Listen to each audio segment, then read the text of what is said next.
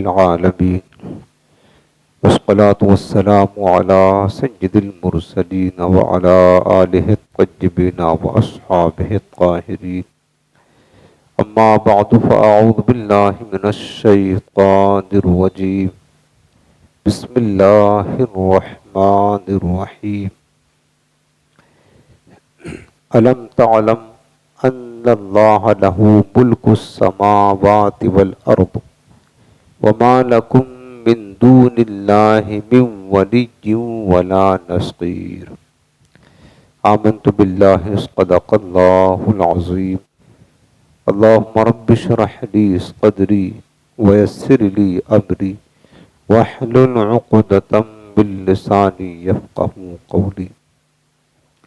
رسول کریم رؤوف الرحیم علیہ افضل الصلاۃ والتسلیم ارشاد فرماتے ہیں، جس نے مجھ پر ایک مرتبہ درود پاک پڑھا تو اللہ تعالیٰ اس پر 10 رحمتیں نازل فرماتا ہے۔ آج یہ نہایت ہی محبت کے ساتھ دل لگا کر اپنے کریم آقا کی بارگاہ میں درود و سلام کا نذرانہ پیش کریں۔ اللہم صل علی سیدنا و شفیعنا و کریمنا و نبینا و مولانا محمد وعلی آلہ و صحبہ و بارک وسلم۔ نویت سنت الاعتکاف۔ حاضرین محترم، ہفتہ واری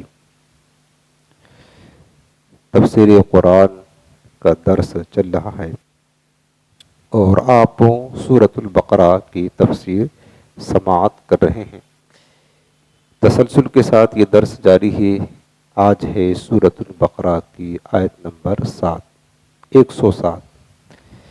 اللہ پاک نے ارشاد فرمایا کہ الم تعلم ان اللہ لہ ملک السماوات والارض، کیا تجھے معلوم نہیں کہ آسمانوں اور زمین کی بادشاہی صرف اللہ کے لیے ہے۔ ان اللہ لہ ملک السماوات، بے شک اللہ ہی کے لیے ہے آسمان اور زمین کی بادشاہت، یعنی حقیقی جو بادشاہ ہے وہ صرف اللہ ہے، زمین کا بھی اور آسمانوں کا بھی۔ لیکن دنیا میں آپ دیکھیں کہ بہت سارے بادشاہ گزر چکے ہیں اور آج بہت سارے بادشاہ موجود ہیں جن کو اللہ تعالیٰ نے اس زمین کا بادشاہ بنایا ہے۔ ہر ملک کا کوئی نہ کوئی بادشاہ ضرور ہوتا ہے، بغیر بادشاہ کے ملک کا نظام نہیں چل سکتا۔ لیکن اس روئے زمین پر جتنے بھی بادشاہ ہیں یا گزر چکے ہیں، یہ سب کے سب اللہ تعالیٰ کے بنانے سے ہیں، مجازی بادشاہ ہیں۔ ایک ہوتا حقیقی اور ایک ہوتا ہے مجازی، یعنی یہ سب اللہ کے بنانے سے اللہ تعالیٰ کے ماتحت ہیں۔ حقیقی جو بادشاہت ہے وہ صرف اور صرف رب العالمین کے لیے ہے۔ اور جب محشر کا دن ہوگا تو یہ جو مجازی بادشاہت ہیں، کوئی کہتا ہے کہ فلاں ملک کا ہم بادشاہ ہیں، فلاں ملک کے ہم بادشاہ ہیں، تو قیامت کے دن جو ہوگا وہ صرف اور صرف حقیقی بادشاہت رب العالمین کی ہوگی، مجازی بادشاہت بھی ختم ہو جائے گی۔ کیونکہ قرآن عظیم میں لکھا ہے جب محشر کا میدان قائم ہوگا، سب مردہ پڑے ہوں گے، تو اللہ تعالیٰ پوچھے گا لمن الملک اليوم، بتاؤ آج کس کی حکومت ہے؟ دنیا میں تو کہا کرتے تھے کہ ہم بادشاہ ہیں، ہماری حکومت ہے، ہماری سلطنت ہے، آج کس کی حکومت ہے؟ اللہ پوچھے گا، جبکہ سب مردہ پڑے ہوں گے، کوئی جواب نہ آئے گا، تو اللہ تعالیٰ خود فرمائے گا للہ الواحد القہار، آج کسی کی نہیں، صرف اللہ واحد قہار کی حکومت ہے بس۔ تو جب تک دنیا قائم ہے، مجازی بادشاہت اللہ تعالیٰ اپنے بندوں کو عطا کرتا ہے، کرتا رہے گا۔ لیکن جب دنیا کا نظام ختم ہوگا تو صرف اور صرف رب العالمین کی بادشاہت ہوگی۔ تو اللہ تعالیٰ نے یہاں پر حقیقی بادشاہت کی بات کی ہے کہ الم تعلم، کیا تجھے پتہ نہیں ہے کہ ان اللہ لہ ملک السماوات والارض، بے شک اللہ ہی کے لیے ہے آسمان اور زمین کی بادشاہت. وما لکم من دون اللہ من ولی ولا نصیر، اور نہیں ہے تمہارے لیے اللہ کو چھوڑ کر کوئی ولی اور نہ کوئی مددگار. دو لفظ ہے.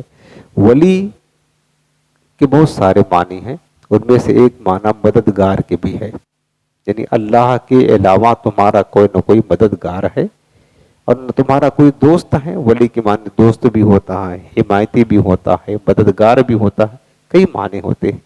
تو یہاں پر جو ہے نا نفی کی گئی کہ اللہ کے مقابلے میں کوئی کسی کی مدد نہیں کر سکتا، کوئی کسی کی مدد نہیں کر سکتا. کہ کسی کے بارے میں کہ اللہ اس کی مدد نہ کرنا چاہے پھر بھی بندہ کر دے، ایسا نہیں ہو سکتا ہے، ایسا نہیں ہو سکتا ہے.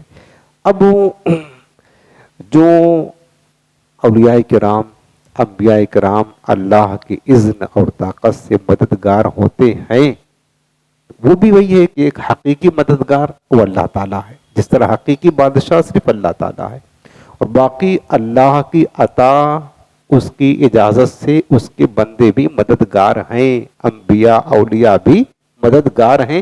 تو یہ مجازی مددگار ہے، مجازی ولی اور نصیر ہے.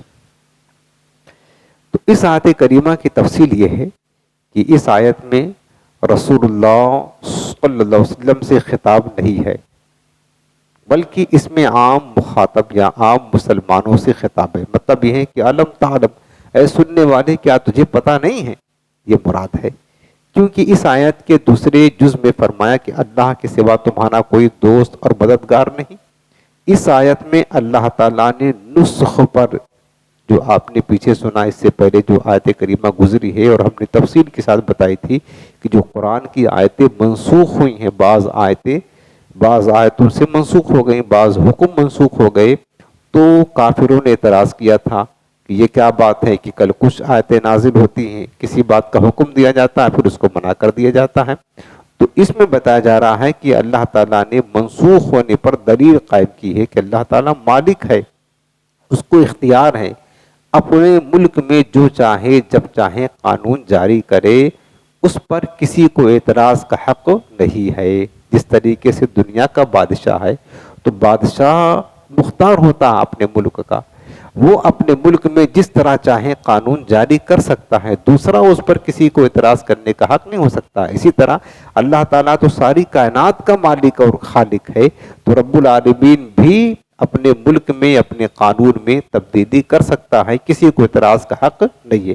اب دیکھیے جب کائنات میں تبدیلی ہوتی رہتی ہے، دن جاتا ہے رات آتی ہے، رات اسی طرح جاتی ہے دن آتا ہے، اور سارے جہان میں ہر طرح تبدیلی ہوتی رہتی ہے. جب یہ دنیاوی کاموں میں تبدیلی ہوتی ہے تو شرعی قانون میں بھی تبدیلی ہو سکتی ہے. یہ تبدیلی مخلوق کی مصلحت کی وجہ سے ہے. جو اللہ تعالیٰ نے بعض آیتیں ابتداء اسلام میں نازل فرمائی، بعض حکم دیا، اس کے بعد میں اس کو منسوخ کر دیا، یہ سب بندوں کی آسانی کے لیے ہوتا ہے. اور اللہ تعالیٰ کی حکمت ہے اس میں، وہ تو مالک ہے، چاہے تو جب چاہے جس بندے کو چاہے حکم دے اور جس کو چاہے اس سے حکم واپس لے لے، یہ اس کا اختیار ہے، اس میں کسی کو اعتراض کرنے کا حق نہیں ہے. اسی طریقے سے جو اس آیت میں فرمایا گیا کہ مَا لَكُم مِّن دُونِ اللَّهِ، دیکھو ایک ہوتا ہے من دون اللہ، ایک ہوتا ہے ولی اللہ، ولی اللہ اللہ کا دوست، ایک ہوتا ہے من دون اللہ. تو من دون اللہ سے مراد اللہ کے دشمن ہوتے ہیں. جہاں بھی قرآن عظیم میں کئی مقامات پر یہ دو لفظ استعمال کریں گے، ولی اللہ اور ولی من دون اللہ. تو من دون اللہ جو ہیں یہ اللہ کے دشمن ہیں، اور ولی اللہ جو ہیں یہ اللہ کے دوست ہیں. تو من دون اللہ یعنی اللہ تعالیٰ کے مقابلے میں کوئی کسی کی مدد نہیں کر سکتا. ہاں اللہ تعالیٰ کی اجازت اور اختیار دینے سے بندہ چاہے تو مدد کر سکتا ہے. قرآن و حدیث میں اس کی بہت ساری مثالیں موجود ہیں. مثلا حضرت عیسیٰ علیہ السلام کے بارے میں قرآن میں خود موجود ہے. عیسیٰ علیہ السلام بیماروں کو، کوڑھیوں کو، نابیناؤں کی مدد کیا کرتے تھے. یہ خود اللہ نے خود قرآن میں فرمایا ہے. فرشتوں نے غزوہ بدر اور حنین میں مسلمانوں کی مدد کی، یہ بھی قرآن میں آیا ہے.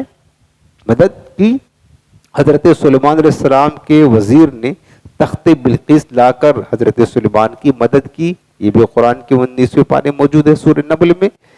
تو نبی کریم صلی اللہ علیہ وسلم نے سینکڑوں مرتبہ صحابہ کرام کی کھانے پینے، بیماریوں اور پریشانیوں میں مدد کی ہے، اور سرکار غوث پاک رضی اللہ تعالیٰ عنہ کا اور اولیاء کرام کا مدد کرنا لاکھوں لوگوں کے تجربات سے ثابت ہے، اور جو ہے نا تواتر سے یہ بات ثابت ہے کہ اولیاء کرام، انبیاء کرام اللہ تعالیٰ کی عطا اور اس کی عزت سے بندوں کی مدد کرتے ہیں۔ آج یہ ہے کہ کیا کہتے ہیں کہ عوام میں اور کیا کہتے ہیں بد مذہبوں میں بات مشہور کر رکھی ہے کہ اللہ کے سوا کسی اور سے مدد مانگنا شرک ہے، حالانکہ انسان روزانہ آئے دن اپنی زندگی کی معاملات میں ایک دوسرے سے مدد طلب کرتا ہے، یہ شرک نہیں ہے۔ بھائی کسی کے گھر شادی پڑ گئی ہے، اب اس کو قرضہ لینے کی ضرورت پڑتی ہے، کوئی بیمار ہو گیا، پیسہ نہیں ہے، پیسہ علاج کروانا ہے، تو کسی کے پاس جاتا، اپنے دوست کے پاس، قرابت دار کے پاس، یا تھوڑا مدد کرو، قرض دے دو، تھوڑا مدد کرو، بیمار ہے بعد میں دے دیں گے، تو یہ مدد تو ہے۔ یعنی انسان ایک دوسرے کے ساتھ مدد مانگتا ہے، مدد کرتا ہے، تو شرک نہیں ہے۔ لیکن جہاں اولیاء کرام، انبیاء کرام کی بات آئی تو وہاں مدد مانگا تو معاذ اللہ یہ طعنہ ہوتا ہے، شرک ہے، یہ ان کی جہالت ہے۔ آپ پڑھیں گے سورۃ المائدہ قرآن عظیم میں، اللہ پاک نے واضح فرمایا ہے انما ولیکم اللہ ورسولہ والذین آمنوا، رب نے خود فرمایا کہ بے شک تمہارا ولی، ولی کے معنی مددگار ہوتا ہے، تمہارا ولی اللہ ہے۔ اس کے بعد فرمایا ورسولہ، بے شک تمہارا ولی اللہ کے رسول ہیں، والذین آمنوا، اور ایمان والے بندے بھی تمہارے مددگار ہیں، رب نے خود فرمایا۔ تو اللہ تعالیٰ جو ولی ہے، مددگار ہے بندوں کا، وہ حقیقی ولی ہے، حقیقی مددگار ہے۔ بندے جو انبیاء کرام، اولیاء کرام مددگار ہیں، اپنے عقیدت مندوں کی، اپنی امتیوں کی، اپنے چاہنے والوں کی، مریدوں کی مدد کرتے ہیں، تو اللہ کی عطا اور اذن سے مدد کرتے ہیں، یہ مجازی مددگار ہیں۔ تو شرک کہاں سے ہوا؟ جس طریقے سے حقیقی بادشاہ تو اللہ ہے، لیکن دنیا کا بھی بادشاہ تو ہوتا ہے، تو اگر کوئی کہ ہمارا یہ فلاں بادشاہ ہے تو کہے بھائی شرک کیا ہو گیا کہ بادشاہ تو اللہ تعالیٰ ہے، تو یہی کہا جائے گا کہ حقیقی بادشاہ اللہ ہے لیکن مجازی بادشاہ اس کے بندے ہیں، تو شرک نہیں ہے۔ اسی طرح حقیقی مددگار تو اللہ ہے، لیکن مجازی طور پر جن کو اللہ نے مددگار بنایا ہے وہ اللہ کی عطا اور اذن سے مدد کرتے ہیں، اور اس کی بہت ساری مثالیں قرآن و حدیث میں موجود ہیں۔ تو یہ جو ہے نا شرک نہیں ہوتا، ہاں یہ لوگوں کی جہالت ہے، اپنے جہالت کی وجہ سے اس بات کو شرک قرار دیتے ہیں۔ اگر کوئی بندہ اللہ کے اولیاء سے، انبیاء سے مدد طلب کرتا بھی ہے تو اس کو خدا نہیں سمجھتا ہے، یاد رکھنا، اللہ کا ولی یا نبی ہی سمجھتا ہے۔ تو اللہ کا نبی اور ولی مدد سمجھ کر کے اگر ان سے مدد طلب کی جاتی ہے تو یہ بالکل جائز ہے، قرآن و سنت میں اس کی مثالیں موجود ہے۔ یہاں پر جو اللہ پاک نے فرمایا کہ وَمَا لَكُم مِّن دُونِ اللَّهِ مِن وَلِيٍّ وَلَا نَصِيرٍ، اور اللہ کے مقابلے میں تمہارا نہ کوئی ولی ہے نہ کوئی مددگار ہے۔ یعنی اللہ کے مقابلے میں ایسا نہیں ہے کہ اللہ تعالیٰ مدد کرنا نہیں چاہتا کسی بندے کی اور انبیاء کرام اس کی مدد کریں، ایسا نہیں ہو سکتا ہے۔ اللہ تعالیٰ مدد نہیں کرنا چاہتا، اس کے مقابلے میں آ کر کے معاذ اللہ کے اولیاء مدد کریں، یہ نہیں ہو سکتا ہے، یہ تو شرک ہو سکتا ہے۔ تو اللہ کی عطا اور اذن سے اللہ کے بندے یقیناً مدد کرتے ہیں۔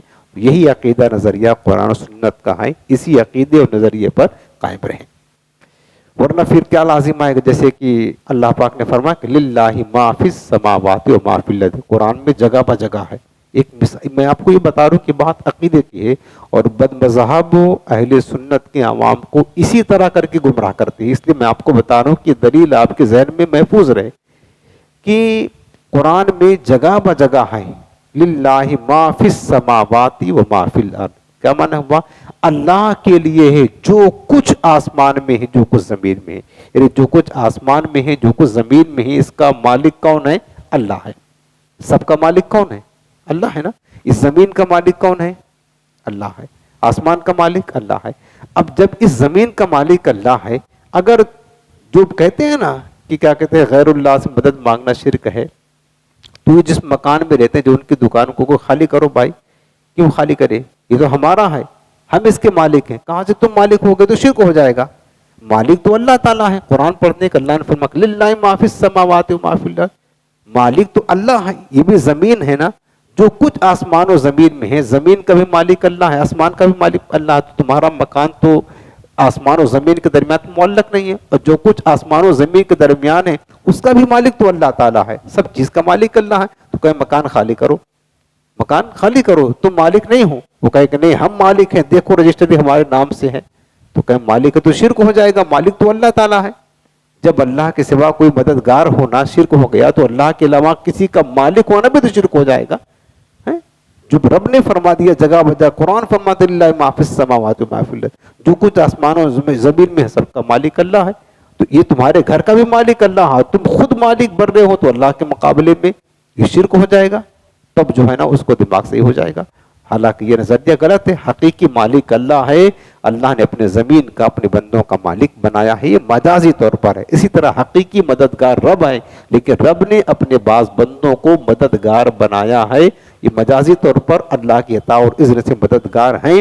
تو یہ سمجھ کر کے کہ اللہ کے اولیاء انبیاء اللہ کی عطا سے مدد کرتے ہیں, یہ کوئی شرک نہیں ہے. جو شرک سمجھے گا وہ خود مشرک ہوگا. یہ عقیدہ نظریہ اپنے ذہن میں اچھی طرح جمع کر کے رکھیں. اس کے بعد اگلی آیت کریمہ دیکھیں, آیت نمبر 108. اللہ پاک فرماتا ہے کہ ام تریدون ان تسألوا رسولکم کما سئل موسیٰ من قبل. کیا تم چاہتے ہو کہ تم اپنے رسول سے ایسے ہی سوال کرو جیسے کہ موسیٰ علیہ السلام سے اس سے پہلے سوال کیا گیا. وَمَن يَتَبَدَّلِ الْكُفْرَ بِالْإِيمَانِ, اور جو ایمان کے بدلے کفر اختیار کرے, فَقَدْ ضَلَّ سَوَاءَ السَّبِيلِ, تو یقیناً وہ سیدھے راستے سے بھٹک گیا. اس آیت کریمہ کا شان نزول یہ ہے, کس موقع پر نازل ہوئی آیت کریمہ. تفسیر تبیان قرآن میں حضرت عبداللہ بن عباس رضی اللہ تعالی عنہ سے نے فرمایا ہے کہ یہودیوں نے رسول اللہ صلی اللہ علیہ وسلم کی بارگاہ میں آ کر عرض کیا کہ آپ ہمارے پاس ایسی کتاب لے کر آئیں جو آسمان سے نازل ہو اور ہم اس کو پڑھیں.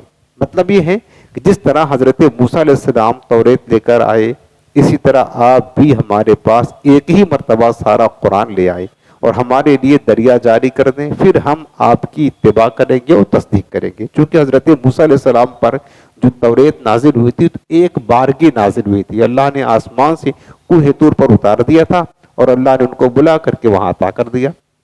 تو یہودیوں نے حضور کی بارگاہ میں کہا کہ آپ کا قرآن تو دھیرے دھیرے آتا ہے, ایک ایک آیتیں, ایک ایک دو صورتیں آتی ہیں, ہم آپ کی پیروی اس وقت کریں گے جبکہ توریت کی طرح قرآن بھی ایک بار کی نازل ہو. یعنی یہ ان کی بدبختی تھی. اس طرح ہر دھرمی والا سوال کرتے تھے تو ان کو ماننا کچھ نہیں تھا, صرف اپنی ہر دھرمی کا ثبوت دے رہے تھے کہ جس طریقے سے توریت نازل ہوئی ہے اسی طریقے سے آپ جو ہے نا قرآن کو لے کر آئیں, تب ہم آپ کی اتباع اور پیروی کریں گے.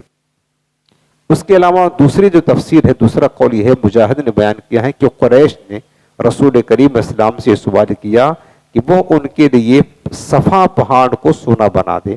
بعض نے یوں کہا کہ ہم آپ پر اس وقت تک ایمان نہیں لائیں گے جب تک کہ اللہ تعالیٰ اور فرشتوں کو ہمارے لیے نہیں لاتے, جیسا کہ بنی اسرائیل نے موسیٰ علیہ السلام سے کہا تھا یا موسیٰ لن نؤمن لک حتی نر اللہ جہرتاً. یہودیوں نے کہا تھا حضرت موسیٰ علیہ السلام سے کہ موسیٰ ہم اس وقت تک آپ کی بات کا یقین نہیں کریں گے جب تک کہ ہم کو آپ اللہ تعالیٰ کھلا نہ دکھا دیں. یعنی ہم اللہ کو ایسے دیکھیں جیسے تمہیں دیکھتے ہیں, تب ہم آپ کی بات مانیں گے. تو یعنی اس طریقے سے بیجا سوال یہودیوں نے حضرت موسیٰ سے کیا تھا. تو فرمایا جا رہا ہے کہ اسی طریقے سے تم بھی میرے نبی سے سوال کرتے ہو کہ ہمیں قرآن ایک بارگی لے کر کے آؤ. اور کافر جو قریش مکہ تھے وہ کہتے تھے کہ یہ جو صفا پہاڑ ہے اس کو سونا بنا دے, فرشتے آپ ہمارے سامنے نگاہوں کے سامنے آ کر آپ کی نبوت کی گواہی دے تو ہم مانیں گے. یعنی اس طریقے سے بیجا بیہودہ سوالات جو کرتے تھے اللہ تعالیٰ نے ان کا رد کیا ہوا ہے اور فرمایا کہ کیا تم ایسے ہی اپنے نبی سے سوال کرو گے جس طریقے سے یہودیوں نے موسیٰ علیہ السلام سے سوال کیا تھا. یہودی موسیٰ علیہ السلام سے کہتے تھے کہ ہمیں اللہ تعالیٰ کو ڈائریکٹ دکھا دو. یہودی کہتے تھے موسیٰ علیہ السلام سے ہم اللہ تعالیٰ کو کھلم کھلا دیکھنا چاہتے ہیں، تو ایسے کیا تم بھی سوال کرو گے؟ تو فرمایا ان سوالات کے جوابات میں کہا گیا کہ تم یہ چاہتے ہو کہ تم اپنے رسول محمد مصطفیٰ صلی اللہ علیہ وسلم سے ویسے ہی سوال کرو جیسے ان سے پہلے موسیٰ علیہ السلام سے کیے گئے تھے۔ اے یہودیوں، جب میرے حبیب علیہ السلام کا درست ہونا اور دلائل و معجزات سے ثابت ہو چکا ہے، میرے آقا میرے حبیب کی نبوت برحق ثابت ہو چکی ہے، تو پھر ایسے لایانی سوالات کیوں کر رہے ہو؟ ان کو تنبیہ کی گئی، ان کو رد کیا گیا ان کا کہ تمہیں ایسا سوال نہیں کرنا چاہیے۔ اور فرمایا اے ایمان والو، بے شک یہودی دھوکے باز اور تم سے حسد کرنے والے ہیں، اور ان کی تمنا یہ ہے کہ مسلمان کسی نہ کسی مشکل میں مبتلا ہوں، لہٰذا ان کی کوئی ایسی بات قبول نہ کرو جو بظاہر نصیحت لگ رہی ہو، اور یاد رکھو جو ایمان کے بدلے کفر اختیار کرے گا اور کفر اختیار کر کے اپنے دین سے پھر جائے گا، وہ سیدھے راستے سے بھٹک جائے گا۔ آیت قرآنیہ کے نزول کے بعد دوسری نشانیوں کا مطالبہ کرنا یہ سیدھے راہ سے بھٹکنا ہے۔ قرآن کی آیت اتنی عظیم واضح نشانی ہے میرے مصطفیٰ علیہ السلام کی نبوت پر، اس کے نازل ہونے کے بعد اب کسی اور نشانی کا مطالبہ کرنا یہ گمراہی بے دینی ہے، یہ انہیں تنبیہ کیا جا رہا ہے۔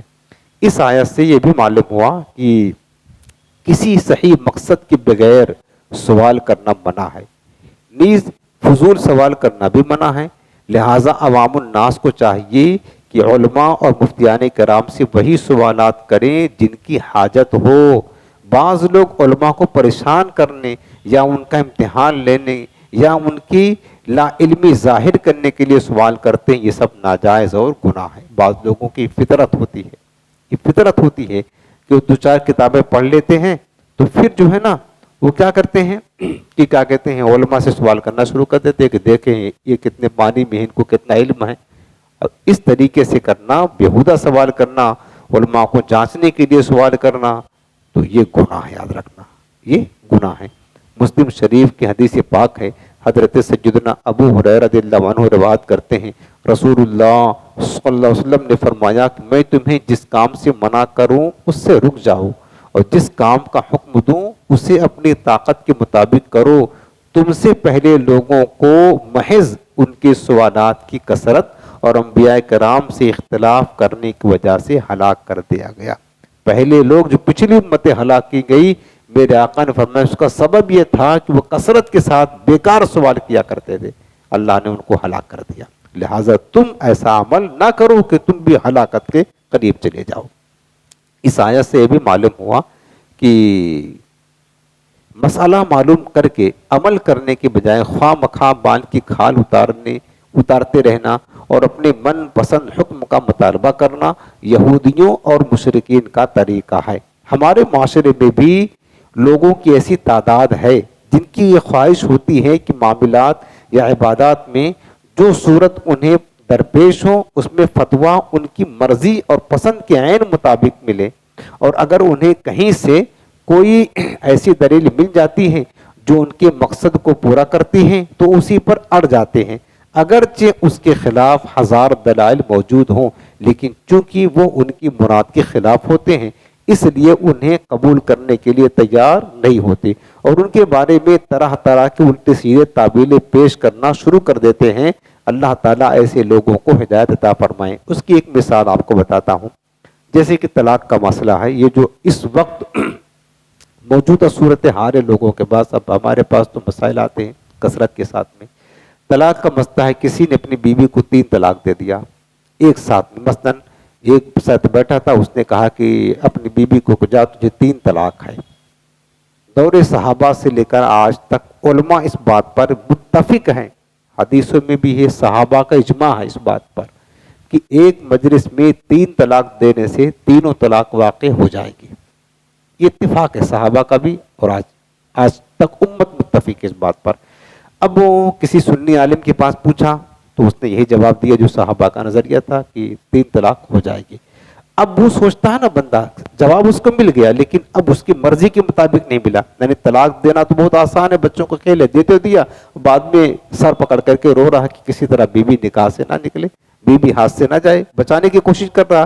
اب شریعت کا قلم تو چل جائے گا، زبان سے نکلا ہو تو حکم تو لگ جائے گا.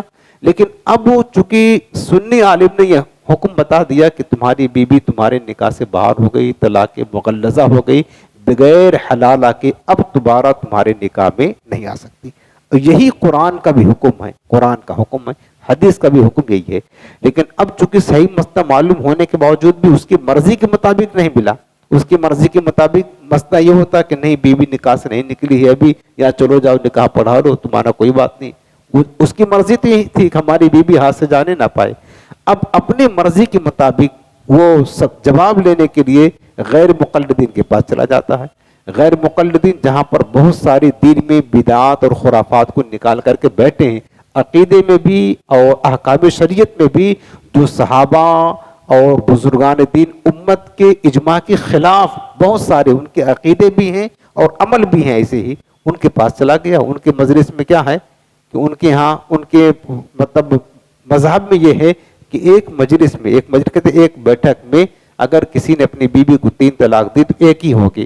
یعنی ان کا مطلب یہ ہے کہ اگر ہم کو ایک بار میں کوئی 3 جوتا مارے تو ایک ہی جوتا ہم مانیں گے، 3 جوتا نہیں مانیں گے. ان کا مطلب یہ ہے، وہ بیٹھے ہوئے ہیں تو جا کر کے 3 جوتا پھٹاک پھٹاک مارو گے، وہ کہیں گے یار تم نے ایک ہی جوتا خالی مارا ہوا ہے.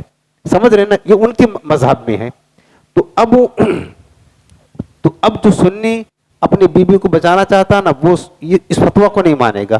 وہ غیر مقلدین کے پاس جا کر کہ بھائی ہم نے ایک مجلس میں 3 طلاق دے دی ہے، تو کوئی بات نہیں، ایک ہی طلاق ہوئی، تمہاری بیوی نکاح سے نہیں نکلی ہے، جب اپنی بیوی کو لا کر کے رکھو. وہ جا کر کے لا کر کے رکھتا. یہ ہو رہا ہے اس دور میں، جو قرآن نے فرمایا نا، یہ ہو رہا ہے اس دور میں کہ اس طریقے سے بعض لوگ ہیں وہ ہیں جو حق بات کو قبول نہیں کرتے ہیں، چاہتے ہیں فتویٰ ہماری مرضی کے مطابق ملے. پھر ایسے لوگوں کو پوچھتے رہتے ہیں. بعض لوگوں کے کوئی پرابلم ہوتا ہے، ان سے پوچھا، دوسرے عالم سے پوچھا، ان سے پوچھا، کہیں نہ کہیں 10-20 لوگوں سے پوچھیں گے، سوچیں گے کہیں نہ کہیں ہمارے مرضی کے مطابق مل جائے. تو یہ شریعت پر عمل کرنا نہیں ہے پیارے، یہ اپنی طبیعت پر عمل کرنا، اپنے نفس پر عمل کرنا ہے. اس کی شریعت میں اجازت نہیں ہے، اس سے منع کیا گیا ہے.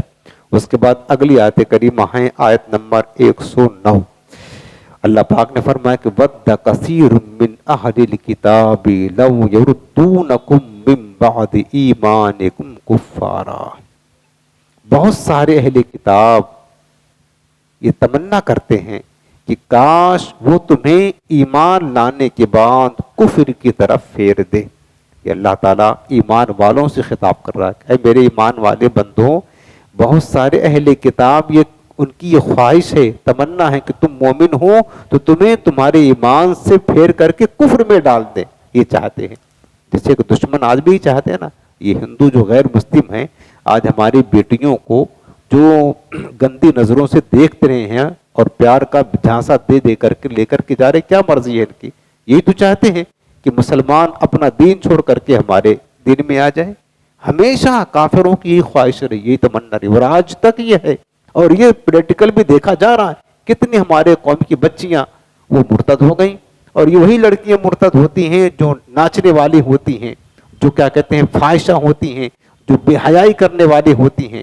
یہ وہی جن کو اپنے دین کی پڑی نہیں ہے، اپنے اسلام سے محبت نہیں ہوتی، کافروں سے محبت ہوتی ہے. ان کا انجام پھر جو ہوتا وہ سب جانتے ہیں کیا ہوتا، اور ان کا انجام یہی ہونا ہے، دنیا میں بھی ذلت اور آخرت میں ذلت. جس نے اپنے خدا اور رسول کے ساتھ وفا نہ کی، خدا کی قسم اس کا انجام دنیا اور آخرت میں ذلت اور رسوائی کے سوا کچھ نہیں ہوگا. 4 دن کی عیاشی ہوتی ہے، اس کے بعد جو گت ہوتی ہے وہ سب جانتے ہیں، ویڈیو وائرل ہوتی رہتی ہے. بتا رہا ہوں قرآن نے جو بات فرمائی ہے کہ اہل کتاب میں سے بہت سے لوگ یہ تمنا کرتے ہیں، اے مسلمانوں کاش وہ تمہیں تمہارے ایمان لانے کے بعد کفر کی طرف پھیر دے. اب ایسا کیوں کرتے ہیں؟ کہ حسدم من عند انفسہم، اپنے دل کی جلن کی وجہ سے کرتے ہیں. ان کو حسد ہے تمہارے مذہب سے، تم سے، کہ تم ترقی کرتے ہو، تو ان کو حسد ہے کہ ترقی نہ کرو، حسد کی وجہ سے ایسا کرتے ہیں. فرمایا حسدم من عند انفسہم، اپنے دلوں کی جلن کی وجہ سے ایسا کرتے ہیں. من بعد ما تبین لہم الحق، حالانکہ ان کے سامنے حق بالکل واضح ہو چکا. اسلام آ گیا، نبی آخر زمان تشریف لے آئے، حق ظاہر ہو گیا، پھر بھی ایسا کرتے ہیں۔ فعفو وصفحو، اللہ پاک فرماتا ہے کہ اے مسلمانوں تم درگزر کرو، معاف کر دو ان کو، درگزر کرو، حتی یأتی اللہ بامرہ، یہاں تک کہ اللہ اپنا حکم لائے۔ ان اللہ علی کل شیء قدیر، بے شک اللہ ہر شے پر قادر ہے۔ قرآن کو دیکھو یار، کتنا فصیح بلیغ کلام رب العالمین کا، کتنا پیارا ترجمہ ہے، کتنا سہانا کلمات ہے یہ سب، سبحان اللہ۔ اب اس کی تفسیر سنیں، تبیان القرآن میں امام رازی رحمۃ اللہ تعالی علیہ کے حوالے سے اس آیت کریمہ کے شاہ نزول میں لکھا ہوا ہے کہ جب غور کے ساتھ سنیں، یعنی یہ آیت کریمہ کس موقع پر نازل ہوئی اس کی بات ہے کہ جب مسلمان جنگ احد میں شکست کھا گئے، چونکہ ابتدا میں تو مسلمانوں کو فتح ہوئی، پھر شکست ہوئی، تو مسلمانوں کو شکست جب کھا گئے تو کچھ یہودی حضرت حذیفہ بن یمان اور حضرت عمار بن یاسر رضی اللہ تعالیٰ عنہما کے پاس گئے، یہودی گئے اور کہا کہ تم نے دیکھا کہ تم پر کیسی مصیبت آئی؟ اب دیکھو اس طریقے سے بہکا رہے ہیں، یعنی یہ یہودی، حالانکہ یہ جنگ کافروں کے ساتھ ہوئی تھی، کفار مکہ اور مسلمانوں کے ساتھ، سن 3 ہجری میں احد کے میدان میں ہوئی تھی، جس میں سے مسلمان ابتدان تو فتح پائے، اس کے بعد ایک اس کی لمبی تفصیل ہے، مسلمان مال غنیمت مطلب حاصل کرنے میں لگ گئے، ادھر سے پیچھے سے دشمنوں نے حملہ کر دیا، اور میرے آقا نے فرمایا تھا کہ یہ درہ چھوڑ کر کے جانا نہیں جہاں بٹھایا تھا، اور مسلمان سمجھ نہیں پائے، اس کو گھاٹی کو چھوڑ دیا، کافروں کو موقع مل گیا، پلٹ کر حملہ کر دیا، اور مسلمانوں کی فتح شکست میں بدل گئی، اور بہت نقصان ہوا، پھر اس وقت 70 صحابہ شہید ہو گئے۔ تو اس کی بعد میں یہ جو یہودی تھے، حالانکہ یہودی اس جنگ میں شریک نہیں تھے، لیکن خبر تو ملی، یہ حالت ہوئی جنگ کی، تو یہودی مسلمانوں کو ورغلانے کے لیے، بہکانے کے لیے، جسے آج بدمذہب نے مسلمانوں کو، سنیوں کو بہکاتے ہیں، دیکھا تمہارے سنیت میں ایسا ہوتا ہے، مزارات میں ایسا ہوتا ہے، ایسا ہوتا ہے، عقیدہ نہیں بتاتے کہ ان کا عقیدہ ستھرا ہے، ایسا ہوتا ہے، ایسا ہوتا ہے، یہ ورغلاتے ہیں، یہی یہودیوں والی چال آج یہ بھی کرتے ہیں۔ تو یہودی جو ہے نا، وہ مسلمانوں کے پاس آئے، حضرت عمار بن یاسر اور حضرت حذیفہ بن یمان رضی اللہ تعالیٰ عنہ کے پاس، اور کہنے لگے کہ تم نے دیکھا کہ تم پر کیسی مصیبت آئی، اگر تم حق پر ہوتے تو یہ مصیبت نہ آتی، یعنی جو احد کے میدان میں شکست کھا گئے، اس کا مطلب یہ کہ تم حق پر نہیں ہو، اگر حق پر ہوتے تو تم شکست نہ کھاتے، بلکہ اللہ کی مدد آتی، تمہیں فتح ملتی۔ تم ایسا کرو کہ ہمارے دین میں داخل ہو جاؤ، معاذ اللہ۔ ابھی دیکھو، یعنی یہ یہودی اہل کتاب مسلمانوں کو مرتد کرنے کی کوشش کر رہے ہیں، تم ہمارے دین میں آ جاؤ، یہی تمہارے لیے بہتر اور افضل ہے۔ لیکن وہ تھے صحابہ، ہم جیسے لوگ کچے ایمان والے نہیں تھے، وہ تو صحابہ تھے۔ اب ان کا جواب دیکھیں، اور کہنے لگے کہ اور ہمارا دین سیدھا راستہ ہے، افضل یہ ہے کہ تم ہمارے دین میں آ جاؤ۔ اب وہ صحابہ کا جواب سنیں، یقیناً یہ ہمیں یاد رکھنے کی ضرورت ہے، کبھی کوئی ہم کو ورغلانے کی کوشش کرے نا، تو صحابہ کرام کی تعلیم، ان کا جواب، یہ ہمارے لیے مشعل راہ ہے۔ حضرت عمار رضی اللہ تعالیٰ عنہ نے فرمایا کہ بتاؤ یہودیوں، تمہارے دین میں عہد شکنی کا کیا حکم ہے، یعنی کوئی کسی سے اگر وعدہ کیا اس کو توڑے تو کیا حکم ہے؟ تو انہوں نے کہا کہ تو بہت بڑا گناہ ہے، ہمارے دین یہودیت میں عہد کو توڑنا یہ بہت بڑا گناہ ہے۔ تو حضرت عمار بن یاسر نے کہا پھر تو یار ہم نے عہد کیا ہوا ہے کہ ساری زندگی ہم اپنے نبی محمد مصطفیٰ صلی اللہ علیہ وسلم سے کبھی کفر نہیں کریں گے، یہ ہم نے ان سے عہد کیا ہے، اور تم کہتے ہو ہم ان کو چھوڑ دیں، تو بتاؤ یہ تو عہد شکنی ہوئی، تو تمہارے مذہب کے مطابق جو گناہ ہے تو ہم کیسے تمہارے مذہب میں آئیں گے؟ یہود نے کہا کہ وہ یعنی محمد مصطفیٰ صلی اللہ علیہ وسلم اپنا آبائی دین چھوڑ چکے ہیں، آبائی دین، چونکہ وہ سمجھتے تھے کہ ان کے باپ دادا کا دین جو بت پرستی والا ہے وہ چھوڑ چکے ہیں، حالانکہ ہمارے آقا کا جو آبائی دین تھا وہ حضرت ابراہیم علیہ السلام کا دین تھا، حضرت اسماعیل علیہ السلام کا دین تھا، توحید پرستی کا دین تھا، کفر شرک کا دین نہیں تھا۔ یہ تو مشرکین مکہ کی بدبختی تھی، انہوں نے شیطان کے بہکانے میں آ کر کے بت پرستی شروع کر دی تھی، ورنہ میرے مصطفیٰ کا جو دین تھا وہ توحید والا دین تھا، وہ حضرت ابراہیم، حضرت اسماعیل علیہ السلام کا مذہب ان کا دین تھا۔ پھر حضرت حذیفہ نے کہا کہ میں اس پر راضی ہوں کہ اللہ ہمارا رب ہے، اسلام ہمارا دین ہے، قرآن ہمارا امام ہے، کعبہ ہمارا قبلہ ہے، اور سارے مسلمان ہمارے بھائی ہیں، یہ جواب انہوں نے دیا تو یہودی جو ہے نا وہ ذلیل و خوار ہو گئے ان کا جواب سن کر کے. وہ سمجھتے تھے کہ ہمارے دل میں آ جانا موقع اچھا ہے, ان کو ورغلا کر کے دین یہودیت میں داخل کر لے, لیکن ایسا جواب دیا انہوں نے وہ لاجواب ہو گئے اور ذلیل ہو کر کے چلے گئے. پھر یہ دونوں حضرات حضرت عمار بن یاسر حضرت حذیفہ بن یمان رسول پاک کی بارگاہ میں آئے اور یہ واقعہ سنایا تو آپ نے فرمایا کہ تم نے درست کہا اور تم کامیاب ہو گئے. اس موقع پر یہ آیت کریمہ نازل ہوئی کہ اہل کتاب میں سے بہت سارے لوگوں کی تمنا ہے اے مسلمانوں تمہیں وہ مرتد بنا دے, یعنی ایمان لانے کے بعد تمہیں کفر میں پھیر دے. اور ایسا کیوں کرتے ہیں؟ حسدا من عند انفسہم, اپنے دل کی جلن اور حسد کی وجہ سے کرتے ہیں. اسلام کی حقانیت جاننے کے بعد یہودیوں کا مسلمانوں کی کفر اور ارتداد کی تمنا کرنا اور یہ چاہنا کہ وہ ایمان سے محروم ہو جائیں, یہ حسد کی وجہ سے تھا. اس سے معلوم ہوا کہ حسد بہت بڑا عیب ہے اور اس کی وجہ سے انسان نہ خود بھلائی سے رک جاتا ہے بلکہ دوسروں کو بھی بھلائی سے روکنے کی کوشش میں لگ جاتا ہے. لہٰذا ہر مسلمان کو چاہیے کہ وہ اس فعل بد یعنی حسد جیسے گناہ سے بچنے کی خوب کوشش کرے. ابو داؤد شریف کتاب الادب باب فی الحسد حدیث پاک حضرت سیدنا ابو ہریرہ رضی اللہ عنہ سے مروی ہے کہ رسول پاک صاحب الاولاق صلی اللہ علیہ وسلم نے فرمایا کہ حسد سے دور رہو کیونکہ حسد نیکیوں کو اس طرح کھا جاتا ہے جس طرح آگ خشک لکڑی کو یا فرمایا کہ گھاس کو کھا جاتی ہے. یہ حسد کی تباہ کاریاں ہیں, حرام اور جہنم میں لے جانے والا کام ہے. آج بہت سارے مسلمانوں میں یہ حسد کی وبا پھیلی ہے.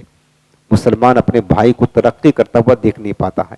پڑوسی ہے نا, اس کا مسلمان بھائی پڑوسی ہے, اس کے کاروبار اچھے چل رہے ہیں تو اس کو حسد ہوتی ہے کہ اس کے کاروبار بہت اچھے ہیں, ترقی ہے اور ہم نہیں ہیں, کاش یہ ختم ہو جائے. یہ بہت بڑی بیماری ہے, بہت برا مرض ہے اور یہ نیکیاں اس سے برباد ہو جاتی ہیں. ایک روایت یہ بھی لکھا ہے تنبیہ المغترین میں حضرت وہب بن منبر رحمۃ اللہ علیہ نے فرمایا کہ حسد سے بچو کیونکہ یہ پہلا گناہ ہے جس کے ذریعہ آسمان میں اللہ تعالیٰ کی نافرمانی کی گئی. حسد پہلا گناہ ہے. جب حضرت آدم علیہ السلام کو اللہ نے پیدا کیا اور کہا سجدہ کرو اسجدوا لآدم فسجدوا الا ابلیس, ابلیس نے کہا نہیں کرتا. کیوں منع کیا اس نے؟ اس کو حسد تھا. حسد کس بات کا تھا؟ حسد اس بات کا تھا کہ ہم ہزاروں برس سے عابد و زاہد ہیں, اللہ کی عبادت کرتے ہیں اور آدم ابھی پیدا ہوئے ایک سجدہ بھی نہیں کیا, خلیفہ یہ بن رہے ہیں, ہم کو خلافت نہیں مل رہی ہے. اس کو حسد رہے کو کہ خلافت ان کے بجائے ہم کو ملنی چاہیے تھی. حسد کی وجہ سے کام سجدہ نہیں کریں گے. یہ پہلا گناہ تھا. فرماتے ہیں کہ آسمان میں یہ پہلا گناہ حسد ہوا جس سے ابلیس مردود ہو گیا اللہ تعالیٰ کی بارگاہ کا, اور یہی پہلا گناہ ہے جس کے ذریعہ زمین میں اللہ تعالیٰ کی نافرمانی کی گئی. پتا ہے سب سے پہلے زمین میں نافرمانی کرنے والا اللہ کی کون تھا؟ حضرت آدم کے بیٹا قابیل تھا. اس کی تفسیر موجود ہے قرآن عظیم میں. قابیل تھا. قابیل نے کیا کیا تھا؟ چونکہ اس وقت یہ تھا نا کہ حضرت آدم علیہ السلام کے جو بیٹا اور بیٹی ایک ہی حمل سے ایک بیٹا ایک بیٹی پیدا ہوتے, دوسرے حمل سے ایک بیٹا اور بیٹی پیدا ہوتے, تو جو اس حمل سے نہیں بیٹا بیٹی ہوتے تو یہ بیٹا دوسرے کی بیٹی اور وہ بیٹی اس بیٹا, اس طریقے سے نکاح ہوتا تھا.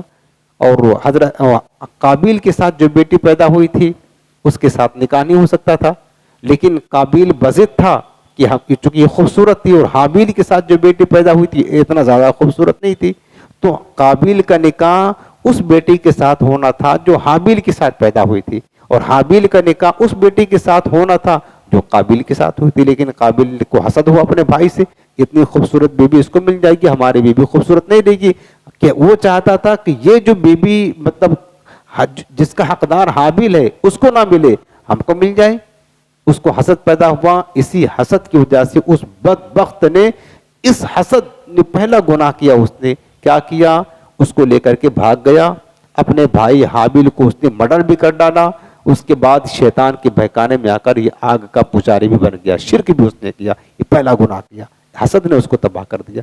تو وہ خطرناک چیز ہے حسد. آپ دیکھ لیں زمین کا پہلا گناہ ہونے والا حسد ہے, آسمان پر ہونے والا پہلا گناہ حسد ہے. کتنا بڑا خطرناک ہے. اسی حسد نے ابلیس کو لاکھوں برس کی عبادت کو لمحہ بھر میں ضائع کر دیا. حسد نے وہ قابیل حضرت ابراہیم علیہ السلام کے بیٹا، حضرت آدم علیہ السلام کے بیٹا، نبی زادہ ہو کر حسد نے تباہ کر دیا۔ لہٰذا میرے عزیزو، کبھی بھی کسی مسلمان کی ترقی کو دیکھ کر دعا کرے اللہ میرے بھائی کو اور زیادہ ترقی عطا فرما۔ جب یہ سینہ کشادہ رہے گا تو کبھی حسد نہیں پیدا، کیونکہ حسد سے ہم کو مل تو نہیں جائے گا، ظاہر سی بات ہے ہم اپنی آخرت برباد کر دیں گے۔ حسد یہ باطنی بیماری ہے، اس سے بچنے کی کوشش کریں۔ یاد رہے کہ حسد حرام ہے، البتہ اگر کوئی شخص اپنے مال اور دولت یا اثر و وجاہت سے گمراہی اور بے دینی پھیلاتا ہو تو اس کے فتنے سے محفوظ رہنے کے لیے اس کے نعمت کی زوال کی تمنا حسد میں داخل نہیں اور حرام بھی نہیں۔ فاعفو، رب نے فرمایا کہ درگزر کر دو، معاف کر دو۔ تفسیر روح البیان میں ہے کہ صحابہ کرام نے حضور اکرم نور مجسم صلی اللہ علیہ وسلم سے اجازت مانگی، یا رسول اللہ ہمیں اجازت دے کہ جن یہودیوں نے کفر کیا اور مسلمانوں کو کفر کی طرف بلایا ہم ان سے لڑیں گے، جنگ کریں گے۔ کیونکہ اب صحابہ کرام ناراض ہو گئے، ان کی جرات کیسے ہوئی کہ ہمارے مسلمان بھائی کو اپنے دین میں داخل کرنے کی کوشش کر رہے ہیں، بہکا رہے ہیں۔ تو صحابہ کرام نے حضور سے اجازت طلب کی کہ آقا اجازت دے ہم ان سے جنگ کریں گے۔ ان یہودیوں کو جرات کیسے ہوئی ہمارے مسلمان بھائی کو رگڑانے کی؟ محبت ایسی تھی مسلمانوں میں۔ تو یہ آیت کریمہ نازل ہوئی اور حکم دیا گیا کہ جنگ ترک کر دو اور ان کے مقابلے سے روگردانی کرو، یہاں تک کہ اللہ تعالیٰ اپنا حکم لائے۔ ان اللہ علی کل شیء قدیر، بے شک اللہ ہر شے پر قادر ہے۔ رب انتقام لینے پر قادر ہے، جب وقت آئے گا ان سے ضرور انتقام لیا جائے گا۔ اس وقت جنگ کی اجازت نہیں دی گئی۔ کفار کے ساتھ جنگ کے ذریعہ بدلہ لینے کے بجائے نرمی کی آیات کا یہ حکم ہے، وہ جہاد کی آیتوں سے منسوخ ہیں، جیسا کہ اس حکم کے آخر میں خود فرمایا حتی یأتی اللہ بامرہ، یہاں تک کہ اللہ اپنا حکم لائے۔ اس سے مراد جہاد اور قتال کا حکم ہے۔ یعنی ابتدائی اسلام میں مسلمانوں کو جب اسلام مطلب بہت زیادہ طاقتور نہیں ہوا تھا تو مسلمانوں کو یہ حکم تھا کہ تم صبر کرو، معاف کرو، درگزر کرو، اس کا حکم تھا۔ جنگ کرنے کا حکم نہیں تھا، چونکہ ابھی مسلمانوں کی حالات جو ہے نا طاقت و قوت بہت زیادہ عروج پر نہیں تھی، تو حکم تھا کہ نرمی کرو، کفار کی اذیتوں پر صبر کرنے کا حکم تھا۔ لیکن جب اسلام کو طاقت ملی اور اسلام کچھ مطلب پھیلتا گیا اور بہت سارے لوگ مسلمان ہو گئے، صحابہ کی تعداد ہو گئی، پھر اللہ نے آیت جہاد کا حکم جو ہے بھیج دیا، یعنی جہاد کی آیتیں نازل ہو گئی۔ اس آیت کریمہ میں جو فرمایا کہ درگزر کرو، معاف کرو، اس سے مراد کیا ہے کہ ابھی جہاد جنگ ان سے نہ کرو، جب اللہ تعالیٰ چاہے گا وقت آئے گا تو جہاد کا حکم دیا جائے گا۔ تو جتنی آیتیں، بہت ساری آیتیں ہیں جس میں صبر کرنے کا، کافروں کے ساتھ نرمی کرنے کا، ان سے درگزر کرنے کا حکم ہے، وہ ابتدا اسلام میں تھا جب جہاد کا حکم نہیں آیا تھا۔ لیکن جیسے ہی جہاد کا حکم نازل ہوا وہ ساری آیتیں نرمی والی، کافروں کے ساتھ نرمی والی آیتیں، وہ ساری آیتیں کیا ہو گئی، اس کا حکم منسوخ ہو گیا۔ اب اس کے بعد جہاد کرنے کا حکم دیا گیا۔ بس آج یہیں تک رہے گا، انشاءاللہ پھر آئندہ درس میں ہم عرض کریں گے۔